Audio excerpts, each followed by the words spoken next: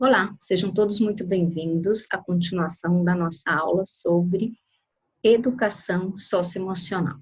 Como a gente estava conversando na aula anterior, a gente vai adentrar agora sobre a questão do suicídio, né? E esse tema, ele vem para a gente poder refletir e debater sobre uma das questões mais fortes do bullying, né? Então, assim, vocês vão ver que os textos que eu passei para vocês eles têm muita relação com bullying e com cyberbullying, justamente para a gente poder aí entender e compreender o que está sendo pensado e dito a respeito do cyberbullying, tá certo? Então, isso é fundamental para que a gente possa dar continuidade e entender. Eu vou retomar alguns slides que foram utilizados dois na aula passada, eu vou retomá-los nessa aula, e eu queria também estar colocando para vocês aquilo que é dito todas as aulas, mas que eu reitero todos os vídeos, que é sobre a importância de vocês se atentarem às datas, postarem as atividades, né? Participarem da nossa aula síncrona, quando a gente tem os nossos encontros, eles não são sempre, então isso facilita para que vocês possam estar fazendo as leituras, respondendo às atividades. Então, lembrando, né? Essa aula, assim como as outras, tem o texto base, tem para vocês questões avaliativas que vocês devem responder para garantir a nota de vocês.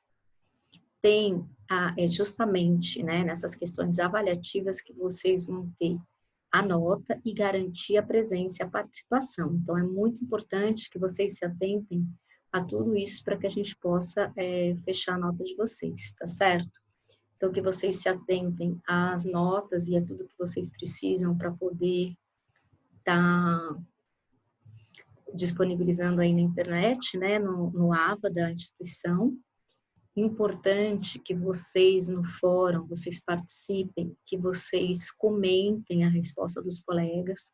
Isso é fundamental, é a partir da resposta dos colegas que vocês conseguem entender o que está acontecendo, colocar realmente ali o que pode ou não ser pensado quando vocês estão pensando aí na resposta dos colegas, tudo bem?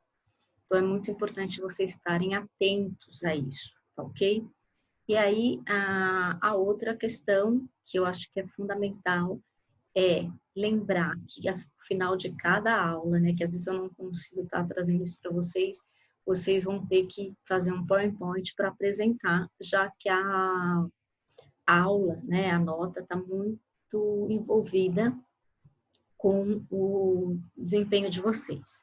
Pensando sobre isso e entendendo aí o contexto da pandemia, acredito eu que ela vai se estender, essa quarentena, a um período maior do que a gente tinha pensado inicialmente. Então, por ser um período maior do que a gente tinha pensado inicialmente, o que eu vou pedir? Como a gente já fez das outras vezes a gente já encontrou com... Vocês mandaram o material, lembra que eu falei que vocês iam fazer o PowerPoint e apresentar para a Didi? Então, o que eu estou pensando? Para que a gente possa seguir, né, nessa ideia de continuidade de aula, que a gente faça o nosso encontro, o primeiro para tirar a dúvida, né, para tirar as dúvidas, e que vocês agora comecem a apresentar. Eu vou marcar dias para que vocês comecem a fazer as apresentações na modalidade EAD. Vocês vão receber um convite pelo Zoom. Eu não sei quem tem o Zoom instalado, mas para vocês poderem começar agora a gente marcar e vocês começarem a fazer as apresentações na modalidade de EAD, online, tá certo? Porque dessa forma, a gente vai estar treinando vocês para poder estar trabalhando na categoria da EAD, que eu acho que isso é bem bacana para vocês terem essa experiência e vocês estarem aí nesse dia dando essa aula. E aí a gente combina para a gente poder estar marcando as temáticas certinhas com vocês. Tudo bem? Então, se atentem a isso. Eu já vou mandar uma mensagem para a Didi e para vocês no grupo do WhatsApp, avisando sobre isso, para a gente já marcar as datas, para vocês já deixarem todos os PowerPoints prontos, porque independente se a gente vai conseguir estar se encontrando no presencial, a gente vai ter que estar se encontrando aqui no digital, para poder organizar tudo isso. Tudo bem? Então, fundamental que vocês tenham isso muito claro para a gente poder vir a trabalhar com isso sem problemas, tá certo? Então, acho que isso é bem importante para a gente poder estar conversando. Bom, como sempre, vocês sabem que o meu slide está aqui, às vezes eu vou só alterando o lado da câmera e eu vou puxar aqui do lado, porque depende um pouco da disposição dos slides, tá certo? Bom, então aqui, a gente traz aqui a questão do conceito, né, que é desfontanês, 1734, né, 1737, onde ele fala o assassinato com morte de si mesmo, né, que é aqui, ó, o sui, igual a si mesmo, e o caedes, a ação de matar, que é muito importante da gente pensar o que é esse assassinato. Nesse caso, quando a gente está falando aqui do assassinato, né, do suicídio, a gente vai estar falando do suicídio físico mesmo. A gente sabe que existem várias formas de boicote, né? Freud fala muito isso, que a gente acaba se boicotando, porque a gente tem no inconsciente 1000 soldados trabalhando contra a gente. Então, essa concepção dos 1000 soldados trabalhando contra a gente, ele é muito sério, porque muitas vezes a gente acaba repetindo determinadas ações por não ter consciência delas. E isso faz com que a gente acabe se prejudicando por não ter consciência do que a gente está fazendo com a gente mesmo. Então, o que eu queria estar colocando para vocês que é muito importante? Essa aula do suicídio, ela parte sobretudo de textos que vocês vão ler ou leram, né? Que tem relação com o bullying, né? E aí, o que a gente vai pensar? A gente tem o bullying, a gente tem o cyberbullying, que são quando as pessoas colocam, né? Hoje já é crime, colocam fotos, colocam coisas muito pessoais suas na internet, e você sabe, a hora que caiu na internet, fica muito mais difícil tirar, não dá para tirar, não dá para controlar quem viu e quem não viu. E o suicídio é o último grau. Por que eu quis trazer isso para nós, né? Porque já que o BNCC está trabalhando com as questões socioemocionais, eu acho que uma delas, e ele trabalha muito a questão da empatia, de você aprender a se colocar no lugar do outro, né? Então, como que você pensa a questão da empatia? Se eu preciso me colocar no lugar do outro, eu preciso também entender que no ambiente educacional, no ambiente educativo, existem esses tipos de agressões, né? E a gente está falando isso, e eu estou pensando numa prática mesmo do ensino superior, que isso acontece até no ensino superior, né? No ensino superior, que a gente acredita que são adultos mais velhos, isso não vai acontecer, isso continua acontecendo. Então, essa aula, ela é uma aula que é uma provocação no sentido de ser reflexiva sobre o que acontece no último estágio do bullying, né? Quando a pessoa não conseguiu conviver com essa pressão, quando a pessoa não conseguiu conviver com essa diferenciação, quando a pessoa não consegue conviver com essa dor de ter se sentido exposta ou está com alguma questão emocional que ela não dá conta. Porque todo mundo que trabalha com suicídio sabe que o suicida, ele não quer se matar, né? Ele quer matar a dor que está dentro dele, que ele não consegue e não sabe como diminuir e evitar. Então, é muito importante a gente, a partir dessa perspectiva muito psicanalítica, né, entender o que é o bullying. Tanto que, assim, nas atividades vocês vão ver que eu peço aí uma reflexão, né, a partir de algum autor da psicanálise que pensa a questão do suicídio. Vocês podem aí trazer o Augusto Cury, que fala muito do suicídio, não importa qual o viés, mas que vocês possam se disponibilizar a ler outros autores ou a buscar, a realmente fazer uma pesquisa para a gente poder trabalhar sobre a questão do suicídio. Porque o suicídio vem dessa dor emocional, dessas questões tão evidenciadas, tanto nas competências socioemocionais, que às vezes a pessoa, obviamente, não teve condições de desenvolver, ou teve, em algum momento, teve algum tipo de dor que o desviou, e das questões da educação socioemocional, porque hoje o BNCC prevê que a gente trabalhe com essas questões socioemocionais, que a gente, né, acolha esse aluno, que a gente tenha todo esse cuidado, mas o que eu tenho sempre dito e é repetidas vezes, não adianta o BNCC ou uma lei vir de cima se eu não tive o tempo para a formação. Como que eu estou tendo condições de acolher, de entender sobre isso, se no meu processo de formação não existe um tempo para refletir, para debater, para que eu entenda o que isso está acontecendo nesse período aí de formação, tá certo? Então, isso é muito sério para a gente poder estar pensando e organizando aí nosso pensamento, tá bom? Então, acho que isso é bem importante.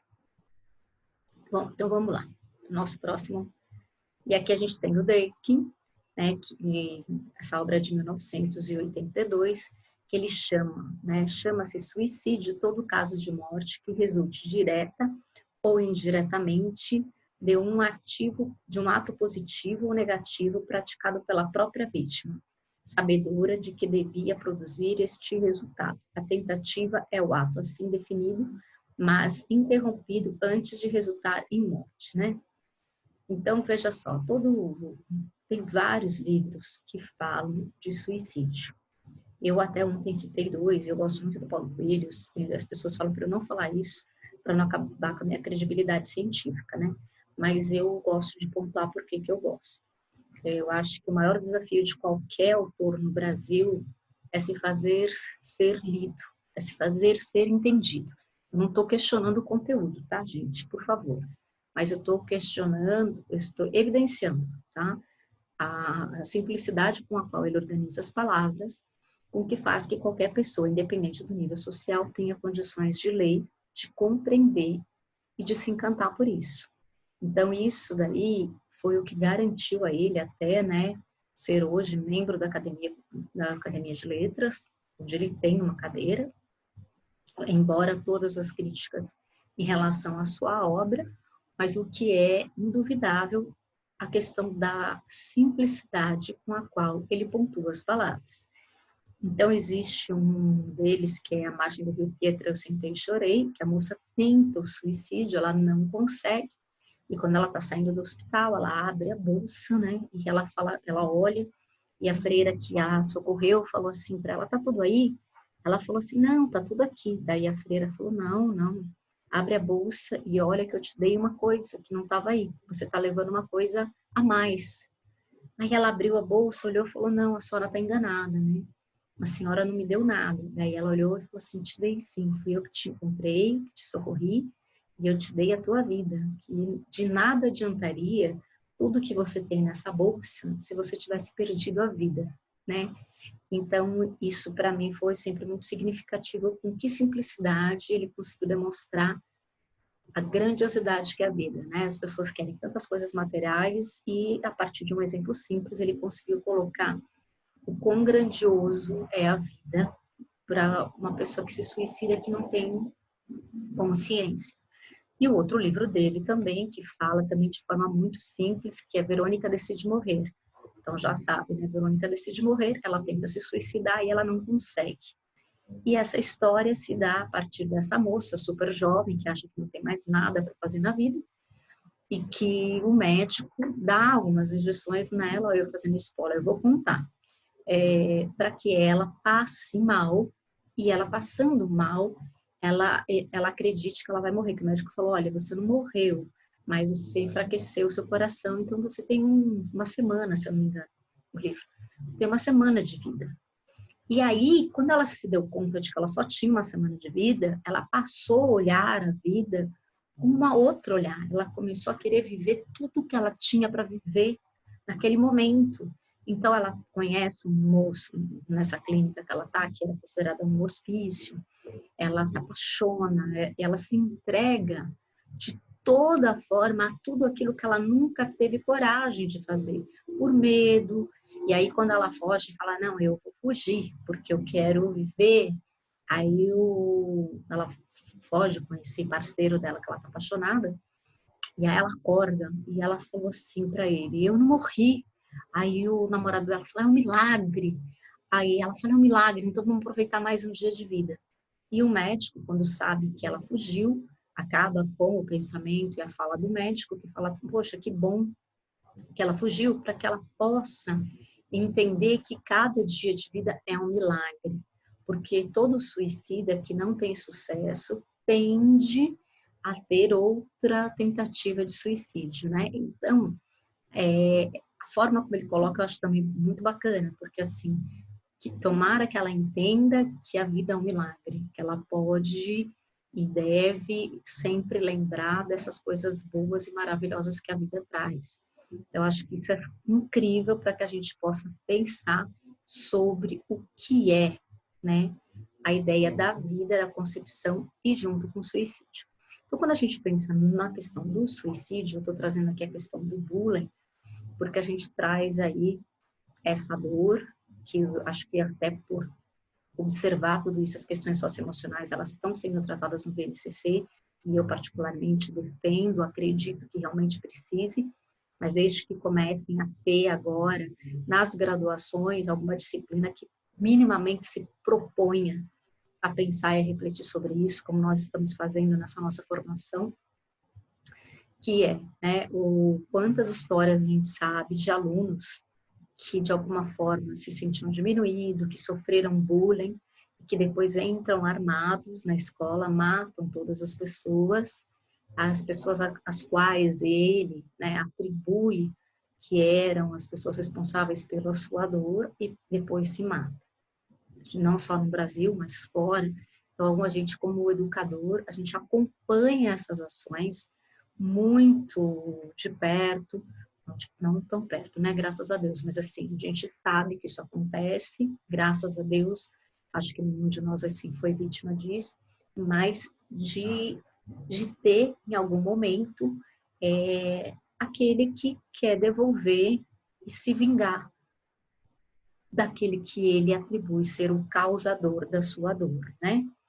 Então, ele mata e depois ele se suicida, ou ele é só a vítima e se suicida depois. Então, é a partir dessa percepção, dessa provocação que eu quero que a gente pense a nossa aula de hoje, tá? Então, aqui, ó, deixa eu puxar a câmera, pronto. Então, aqui a gente tem a prevalência mundial, né?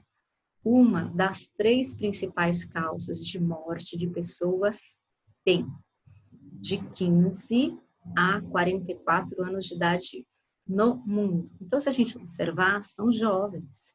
De 15 a 44 são pessoas muito novas, né, e que estão se atentando para tirar a própria vida.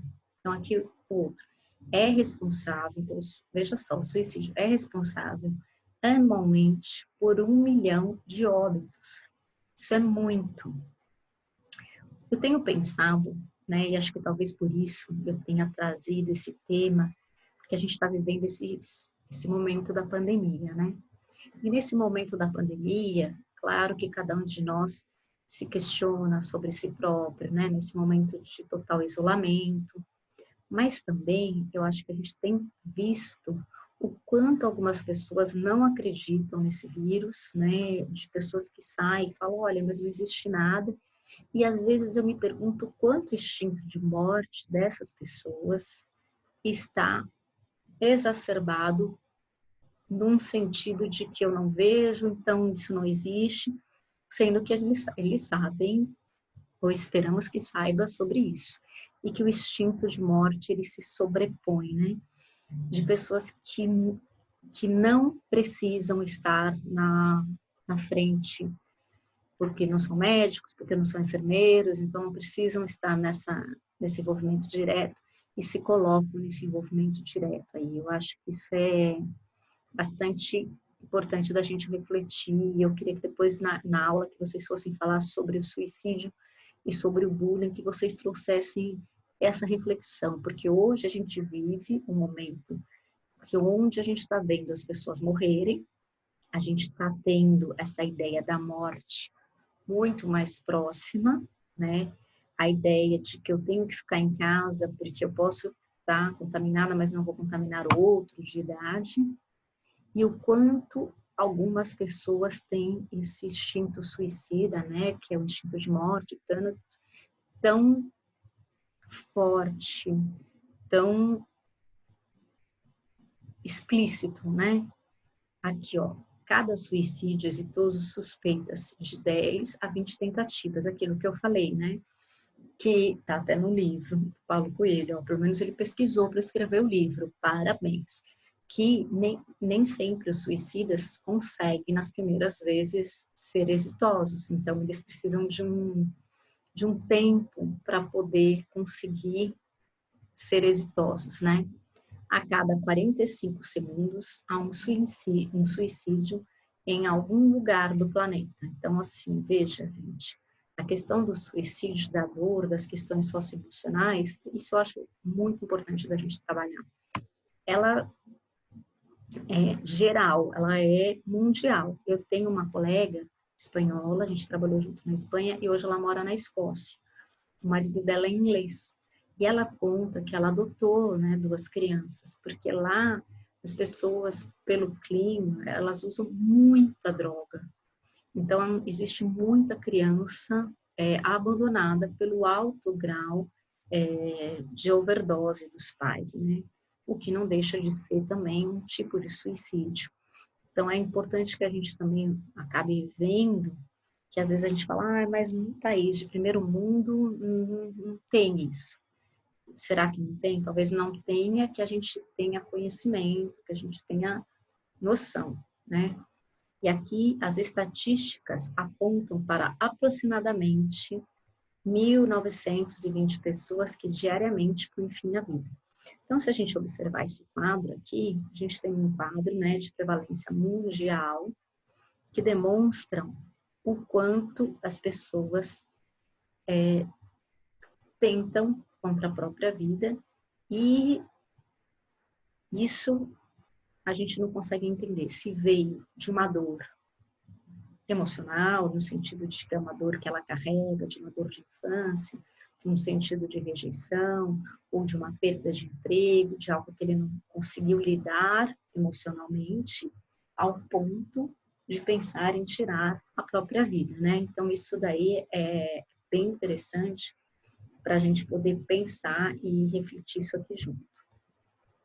Bom, aqui, deixa eu tentar também, vou puxar para cá. Câmera, isso. A gente tem aqui os coeficientes de suicídio, né?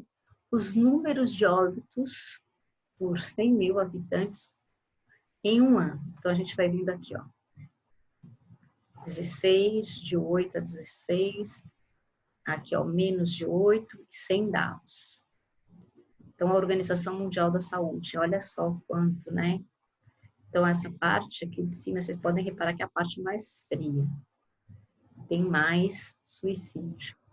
Será que tem relação com o tempo? Isso é interessante da gente poder pensar. O tempo realmente, será que influencia para que a pessoa se sinta ou mais só, ou mais amedrontada e tudo mais? Vamos lá para o próximo.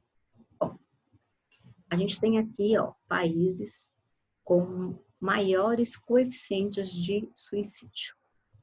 Lituânia, 31 por 100 mil, né?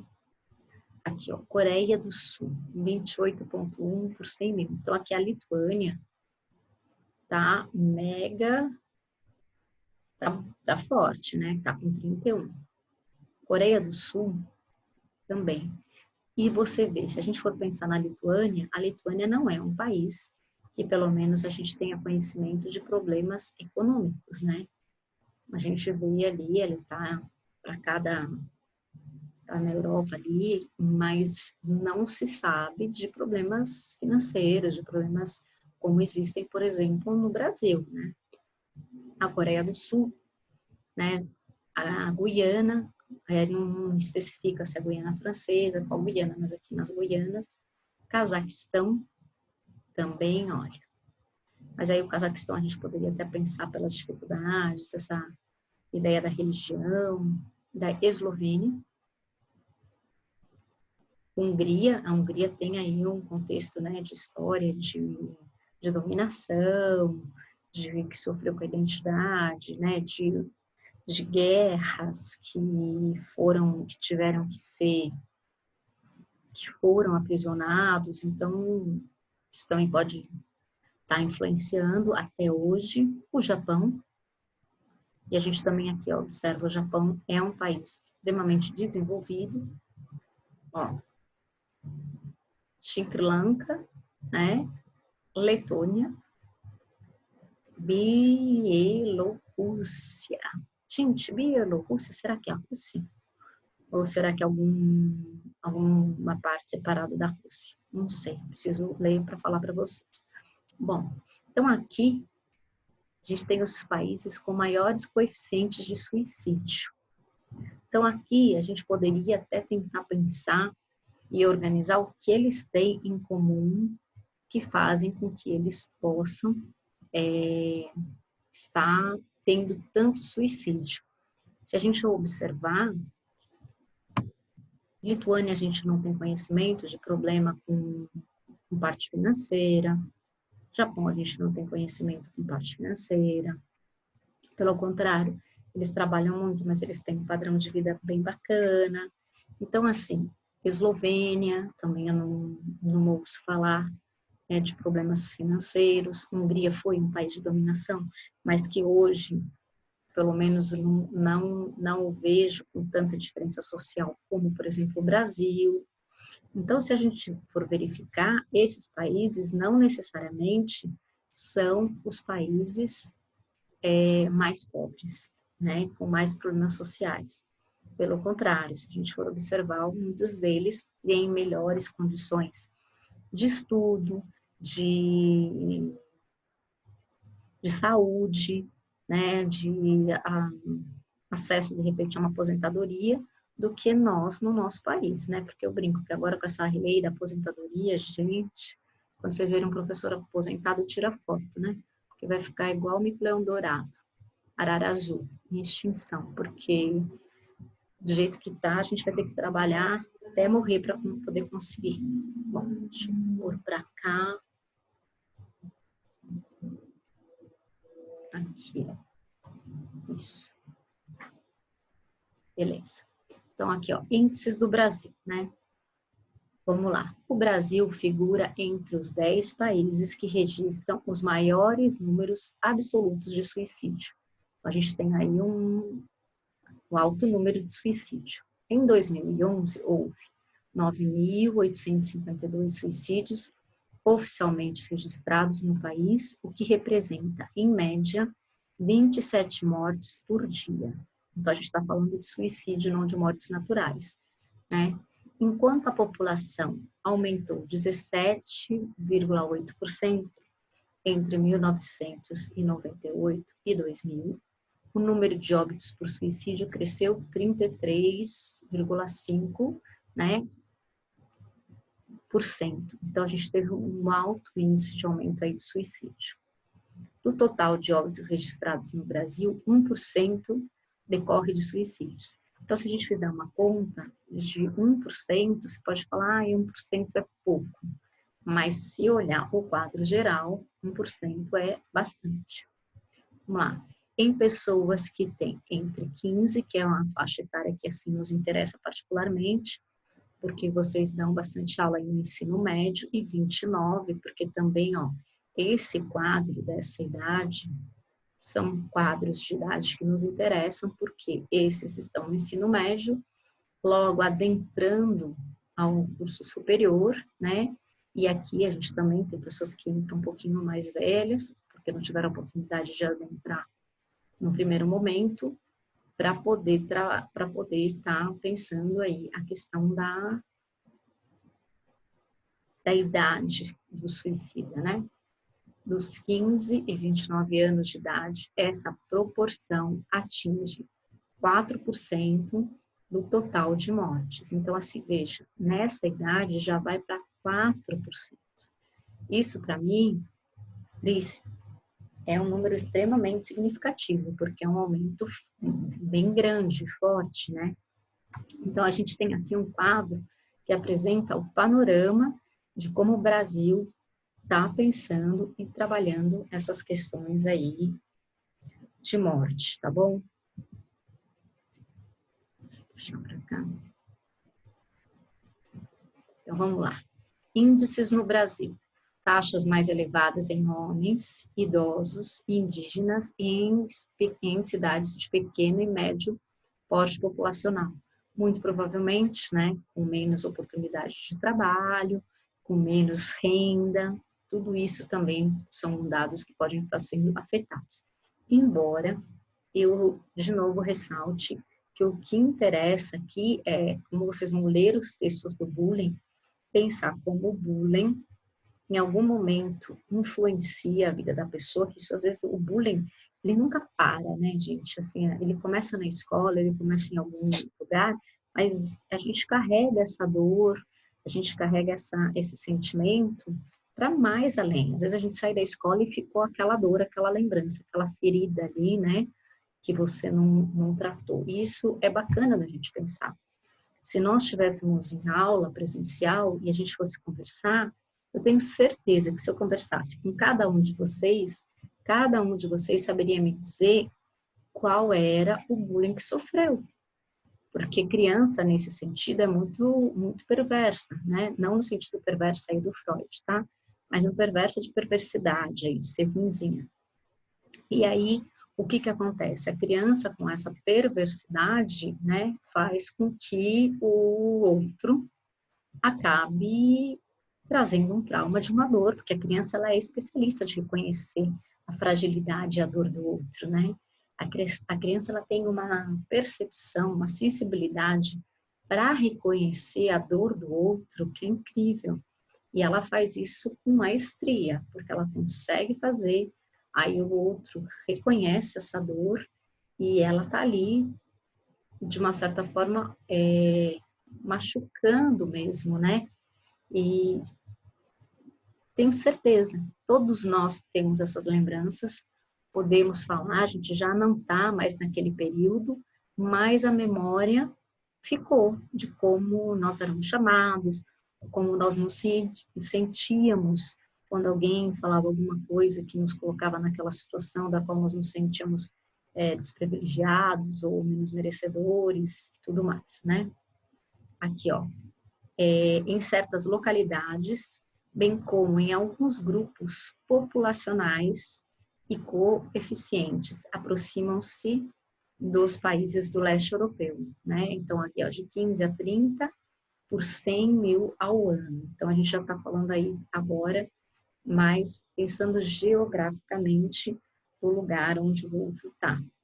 E aqui os dados sobre a mortalidade no Brasil derivam de informações compiladas pelo Sistema de Informação de Mortalidade, o SIM, do Ministério da Saúde. Então, aqui, ó, subnotificação, deixa eu pegar de novo, e assim vamos. Bom, esses dados costumam ser subestimados, ou seja, há suicídios que se escondem sobre outras denominações de causa de morte. E era justamente aqui que eu quero que a gente se atente, né? Que, embora eu já tenha feito uma contextualização, já tenha adiantado um pouquinho, é justamente aqui que eu quero que vocês se atentem na aula e que vocês leiam os textos pensando nessa frase, né? Que há suicídios que se escondem sobre outras denominações de causa de morte, né? Então, o que é? As famílias negam. Então, aqui, ó, a incidência de suicídio em hospitais gerais é alta, de 3 a 5 vezes maior que na população em geral. Gente, o que a gente esconde lá para acreditar que a gente vai entender o outro no momento do suicídio? Porque que existe ali, né, uma ferida, isso existe. Mas qual é essa ferida, o que está se escondendo ali que ruminou, que fez com que a pessoa se sentisse tão mal ao ponto de ser direcionada para um suicídio, tá certo? Então, isso que é muito importante da gente pensar e tentar organizar, tá certo? Então, eu queria que vocês lessem os textos muito pensando sobre isso. O quanto um bullying, um cyberbullying, pode provocar uma dor tão grande na pessoa que faz com que ela acabe se suicidando ou fazendo, como a gente viu em alguns casos, levando o outro, né, à morte. Levando o outro à morte no sentido de que o outro me causa tanta dor que eu preciso matar ele e depois eu me mato. Como a gente traz aí os casos de alunos em diferentes lugares que entram na escola, pega a arma do pai, ou do padrasto, seja de quem for, e acaba agredindo todo mundo, tá certo? Bom, deixa eu voltar para cá, isso. Então, caracterização do suicídio no Brasil, local, né? A própria casa, 51%, então se a gente observar, a maioria aqui no Brasil tenta se matar em casa e nos hospitais 26%.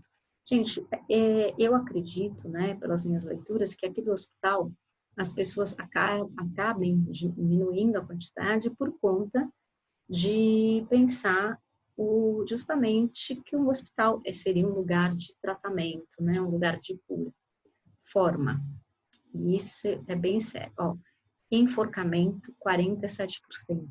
É engraçado que às vezes a gente tem a ilusão, né, de que o enforcamento ele se dá mais nos filmes. E não, o enforcamento ele ainda tem um alto índice no Brasil de pessoas que tentam tirar a própria vida. Armas de fogo, 19%, e um envenenamento, 14%. Lembrando, gente, que envenenamento, em geral, né, em geral, é mais característico do universo feminino, tá bom? Mais as mulheres que tendem a se envenenar. Isso é bem bacana da gente pensar. Por quê? Porque a mulher tem um grande problema com a arma de fogo por conta de desfigurar o próprio corpo, né? A mulher, ela sempre é mais vaidosa. Então, ela tenta preservar, e o enforcamento também, ela tenta preservar o próprio corpo, a própria imagem, né? Então, o envenenamento sempre é uma estratégia mais feminina. Tanto que em alguns casos, assim, de polícia, quando eles vão estudar e teve um envenenamento, em geral, eles tendem a acreditar que é uma mulher, por essa dificuldade que a mulher tem aí de lidar com a arma de fogo,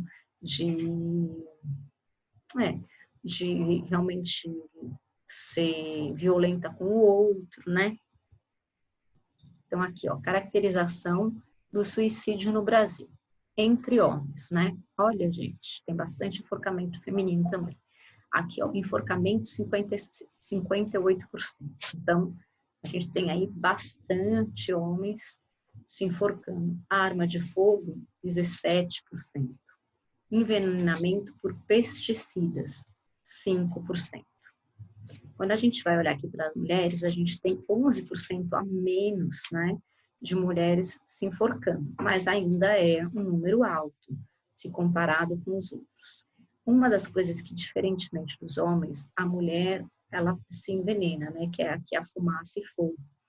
Eu conheço já, tratei de familiares de uma pessoa que se trancou no carro e mudou lá, então a fumaça do próprio carro foi fazendo com que ela ficasse ruim e ela morreu asfixiada, né? Então, a fumaça e fogo, precipitação de altura, ou seja, né, vai se jogar, arma de fogo, olha só, né, a arma de fogo é bem menor que a dos homens, também há uma diferença de 11%. E envenenamento por pesticidas, que os dois, nesse sentido, impactam, né? Então, aqui a gente vai vendo como eles vão pensando aí as questões do como se matar, né? Porque quando a pessoa quer se matar, não é só querer se matar, mas também é levado em consideração aí o como ela vai se matar, como ela está pensando em tudo isso, né?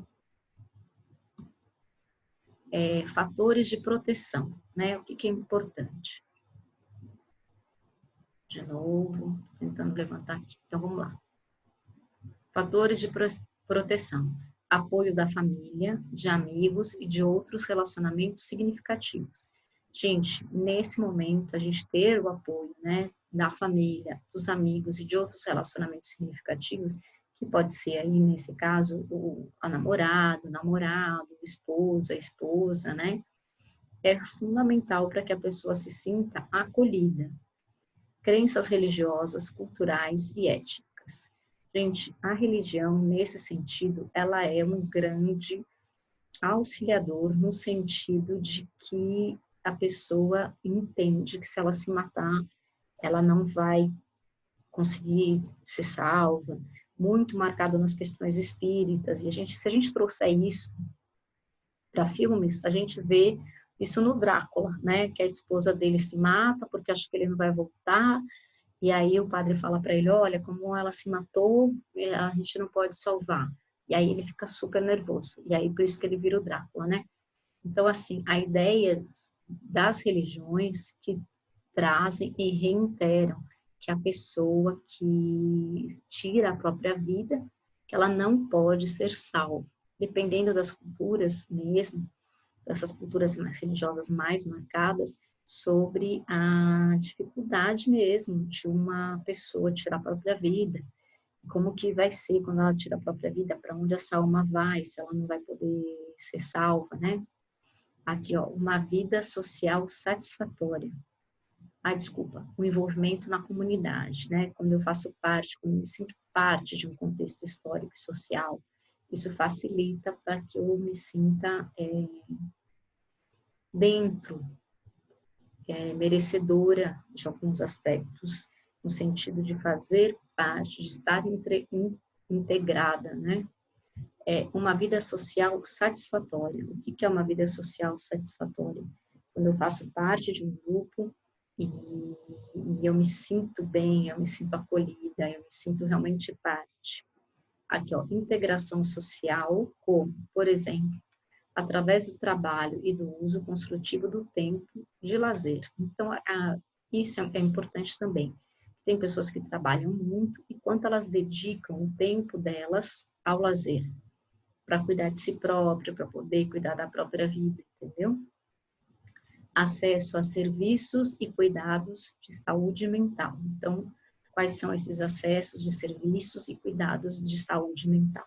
Gente, aqui eu gostaria de colocar, porque eu sei que tem psicóloga no nosso grupo, o quanto o nosso país, ele acaba não investindo, né, na saúde mental, né, e o problema que isso traz. Eu sei que vocês, acredito, né, que vocês conheçam agora o último filme do Coringa, que era justamente uma crítica à sociedade e muito marcada de que você, quando não atende, você não cuida, né, dessas pessoas, quando a sociedade, o próprio governo deixa, o que isso pode trazer. Então, quando eu vi isso aqui do acesso aos serviços e cuidados mentais, ficou muito marcado, né, como esse filme do Coringa, atualmente, ele mostrou e retratou isso pra gente, essa crítica da sociedade, né, porque quem assistiu o filme, eu vou confessar, eu assisti e fiquei muito impactada com isso, sabe? De como que a gente trata, o Estado trata, né? E o efeito que isso tem dentro de uma sociedade. Então, isso para mim foi bem marcado. Então, eu trago isso daqui de uma forma bem pontual. Bom, deixa eu puxar um pouquinho para cá. Então, vamos lá. Fatores de risco 1.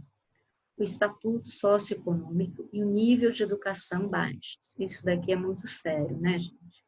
A gente sabe que as questões socioeconômicas e o nível de educação afeta bastante, né? Perda de emprego. Gente, perder o emprego para algumas pessoas é perder o mundo. Tem pessoas que têm família, que dependem dela, né? O emprego é de onde a gente tira o nosso sustento, nosso respeito por nós mesmos. Hoje, especialmente, eu estava vendo o Jornal da Globo, né? Não é merchandise, mas mostrando sobre, estava tendo uma entrevista com um advogado trabalhista e como vai ficar essas questões do emprego nesse momento de coronavírus, né? Então, eu penso e acredito que além do alto índice de morte que vai existir por conta do coronavírus, também vai existir um grande número de perda de emprego que vai acabar levando algumas pessoas ao suicídio. Por isso que eu estou trazendo para a gente contextualizar com o momento que a gente está vivenciando, tá? O estresse social que a gente está vivendo hoje, problemas com o funcionamento da família, relações sociais, sistemas de apoio. Hoje, a gente observa que nesse momento, onde as pessoas estão tendo que ficar mais enclausuradas, juntas, a gente está vendo como realmente as famílias funcionam, como se dão essas relações sociais e como algumas pessoas precisam desse apoio, né? Porque nesse momento de reclusão, aumentou, eu lendo, consideravelmente a quantidade de mulheres que estão sofrendo agressões do companheiro. Então, ou seja, no momento de reclusão, esses companheiros que são mais ciumentos, que são mais possessivos, eles se veem mais próximos, né, da parceira, e isso faz com que acabe aumentando o grau de agressão, até porque muitos estão perdendo emprego, então você vai vendo que é uma cascata, né? E aí tem a questão do abuso físico e do abuso sexual, essas perdas pessoais que a gente tem aí nesse momento, né? Os transtornos mentais, baixa autoestima e desesperança. Eu tenho acompanhado, tudo pela internet, né, gente? Mas várias pesquisas de pessoas que têm se predispostos a atender online, justamente porque algumas pessoas não estão conseguindo ficar bem reclusas, né? Porque isso evidencia mais os problemas que ela tinha com a família, os problemas que ela tinha com a autoestima, com o dinheiro. Então, hoje, o auxílio pela internet para essas pessoas, para essas assessorias, estão existindo vários voluntários que estão se predispondo da área da psicologia, da psicanálise, a auxiliar essas pessoas, né? Que é justamente no momento de reclusão que aquilo que a pessoa consegue lidar, mas vai levando e arrastando, se torna mais evidente. Risco 2, né? O pouco discernimento, falta de controle da impulsividade, comportamentos autodestrutivos. E esse comportamento autodestrutivo a gente pode muito pensar que é a autossabotagem, esse instinto de morte aí evidenciado, as questões de orientação sexual, doença física e dor crônica, poucas competências para enfrentar os problemas. Eu acredito que esse aqui seja muito evidente atualmente, de pessoas que trabalham como autônomas, né, que ganham por dia, muito maior hoje para elas o que está acontecendo aí com a pandemia, exposição ao suicídio de outras pessoas, viu outras pessoas se matando, acontecimentos destrutivos e violentos, né, de relações que são autodestrutivas e violentas, e acesso a meios para conseguir fazer-se mal. Vamos lá. Vou colocar aqui no meio. Então, caracterização da população que cometeu o suicídio, né? 90% dos indivíduos tinham uma perturbação mental, 60 deles estavam deprimidos, aproximadamente 10 a 15 dos indivíduos com esquizofrenia cometem suicídio, apesar de escutarem as vozes, né, esses amigos que eles escutam, que os acompanham. O sentimento de desesperança é um indicador ainda mais potente do risco de suicídio do que a depressão. Então, olha só, a desesperança é um indicador ainda mais potente do risco do suicídio que a depressão, ou seja, quem tem depressão tende a cometer suicídio, mas a desesperança, a desilusão é muito maior para levar uma pessoa para o suicídio do que a depressão. Então, isso é muito sério, né? Principalmente nesse momento que a gente está vivenciando. Bom, A gente tem aqui os sinais do alerta geral, né, que é as tentativas de pôr os assuntos pessoais em ordem e fazer as pazes com os outros, porque a gente precisa ordenar os nossos próprios sentimentos. Então, a gente observa aí já uma recorrência ao que a gente estudou nas competências socioemocionais, porque quando a gente precisa colocar os nossos assuntos em ordem, né, é o que? É o autocontrole, é o autoconhecimento que está ali entre os principais a serem pensados, né? Aqui a falta de interesse pelo próprio bem-estar, mudanças em padrões de comportamento social, é o que está acontecendo com a gente agora, súbita melhoria no humor depois de um período de depressão, isso é ótimo, que a gente está pensando num quadro de uma pessoa que é depressiva, alterações no padrão do sono e alimentação, né? As pessoas ou dormem muito, ou dormem pouco, se alimentam muito, se alimentam pouco, interesse fora do comum em como os outros se sentem, porque, claro, ela precisa ter certeza de que o que ela está sentindo é diferente. Declínio da produtividade, preocupação com temas da morte e promiscuidade aumentada, que é aquilo que a gente comentou no começo da aula sobre o instinto, né, suicida da pessoa. Vamos para cá. Vamos lá. Mitos comuns sobre o comportamento suicida. Gente, mitos, tá certo? As pessoas que falam sobre o suicídio não farão mal a si próprias, pois querem apenas chamar atenção. Gente, não é verdade. Quando a pessoa começa a falar, a gente tem que prestar atenção. O suicídio é sempre impulsivo e acontece sem aviso. Os indivíduos suicidas querem mesmo morrer ou estão decididos a matar-se? Tudo mito. Aqui, quando o indivíduo mostra sinais de melhoria ou sobrevive a uma tentativa de suicídio, está fora de perigo. Esse aqui é um dos que eu acredito que seja mais sério, porque todo suicida que não teve êxito vai tentar de novo. Não posso falar que vai tentar de novo, mas em geral tenta de novo. O suicídio é sempre hereditário, não é verdade.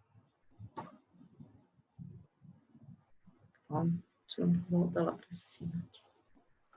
Mitos comuns sobre o comportamento suicida, né? Os indivíduos que tentam ou cometem suicídio têm sempre alguma perturbação mental. Não, muito pelo contrário. Às vezes veio de uma dor, de uma perda de emprego, de um desespero tão grande que acaba cometendo suicídio, né? Se falar com um potencial suicida sobre suicídio significa dar a ideia de um suicídio a essa pessoa. Não, isso já está latente na própria pessoa. O suicídio só acontece àqueles outros tipos de pessoa, não a nós. Também mentira. Todos nós, diante de uma dor, podemos ter uma ideia, um pensamento suicida. Após uma pessoa tentar cometer suicídio, uma vez nunca mais voltará a tentar. Também não. Opa! E as crianças não cometem suicídio, dado que não entendem que a morte é o final e são cognitivamente incapazes de se empenhar no ato suicida. Mentira, tá? Peraí, gente, isso. Aqui, né? A avaliação dos comportamentos suicidas. O principal objetivo da avaliação do suicida é sempre buscar informação para prevenção e intervenção. Um levantamento dos fatores dos riscos relevantes, história anterior dos comportamentos suicidas, a gente tem que entender o contexto, condições biológicas, psicossociais, mentais, citacionais ou médicas imutáveis, a magnitude dos sintomas suicidas atuais, incluindo o grau de desesperança, fatores de estresse que precipitem o suicídio, nível de impulsividade e de controle pessoal e fatores de proteção contra o suicídio. Então, aqui a gente tem a avaliação dos comportamentos que podem, né, nos dar um mapeamento. Aqui. Opa! Que é a classificação do suicídio inexistente. Essencialmente, nenhum risco de se fazer mal. Leve. Ideação suicida é limitada, mas não há plano para se fazer mal. Há poucos riscos, né? Fatores de intenção pouco aparente, mas com uma ideação suicida. Ele tem a ideia, mas não é tão aflorada. Moderado. Há uma intenção para o ato, há uma ideação suicida, pode haver histórias de tentativas, pelo menos 2 fatores de riscos adicionais. O indivíduo nega existir um plano claro, há motivação para melhorar. Severo. Planos de suicídios claros. Já tentou suicídio, existem 2 ou mais fatores de risco. há meios de executar o plano, o indivíduo demonstra inflexibilidade cognitiva e desesperança quanto ao futuro. Extremo.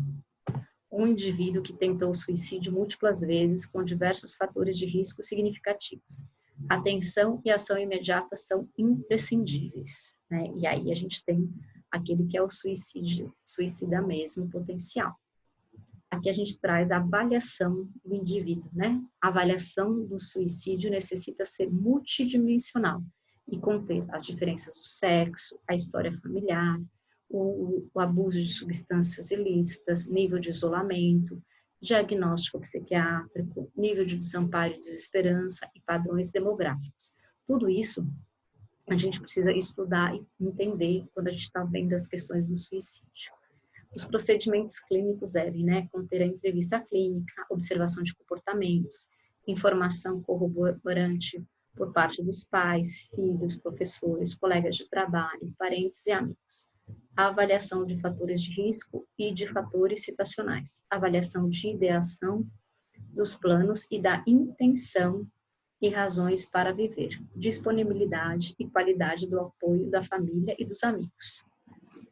Quanto a gente vai estar ajudando, né? Eu agradeço aqui para vocês terem participado da nossa aula, né? O pensamento do suicídio é um poderoso meio de consolo, que vai alcançar, suportar mais uma noite ruim, né? Aí tem Nietzsche, que eu gosto muito dele, aqui as referências, e eu agradeço a participação de vocês nessa aula. Espero vocês na próxima aula. Fiquem atentos, por favor, às datas que vocês têm que postar as atividades. Se atentem às perguntas que são avaliativas para vocês fazerem o cotejo com as aulas. E eu aguardo vocês na nossa próxima aula, se Deus quiser. Tá ok?